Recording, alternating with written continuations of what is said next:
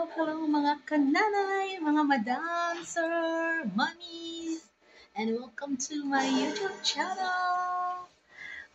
Ganap today guys. Tapos ko lang guys paligo. Kasi pupunta ako ngayon or kami ng aking hubby sa school ng aking second son. Alam nyo na, ang ating obligation sa school, magbabayad ng fee, ng tuition fees. Sensya na kayo guys Until now, hindi pa ako nakapagpalit ng curtain. Still Christmas pa rin ito sa amin. So maya-maya lang guys, mag-aayos lang ako din. Aalis na rin kami. So see you later. Nyo guys, tulog na tulog ang aking si Coco.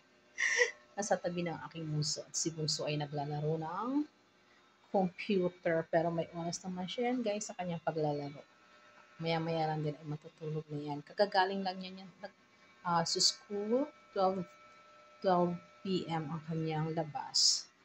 So, after niyan is matutulog na rin. Tulog na tulog ang aking alaga. Oo. Kumain na rin yan guys ng kanyang food at naubos ang aking prepare na food sa kanya. Ano guys, paalis na kami. Nag-aabang kami ng tricycle. Mula dito, ang bayad namin sa tricycle is 120 from dito sa subdivision namin hanggang sa school ng St. Joseph. So, guys, sakay na tayo. Ayoko.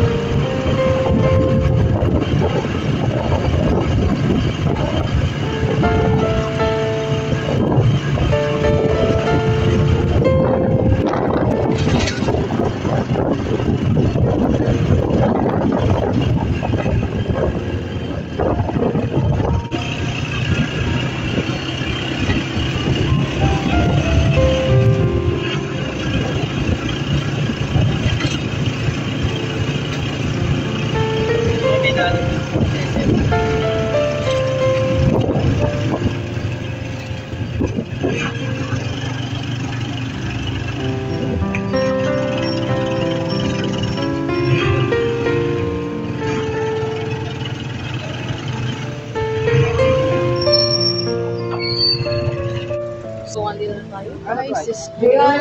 Ano mo na lang kay kuya? Ready pa lang.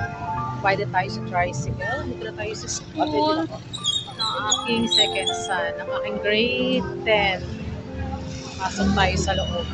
So, andito na tayo sa loob ng school, guys. Punta tayo sa cashier para magbayad pa. Maraming pila. Ilang bang pila sa cashier? Wala naman pa ng pila.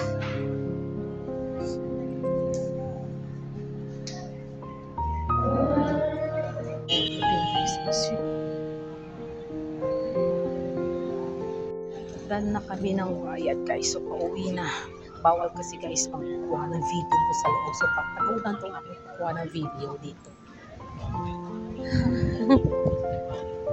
So pauwi na kami. Ang laki-laki pa ng school na ito guys.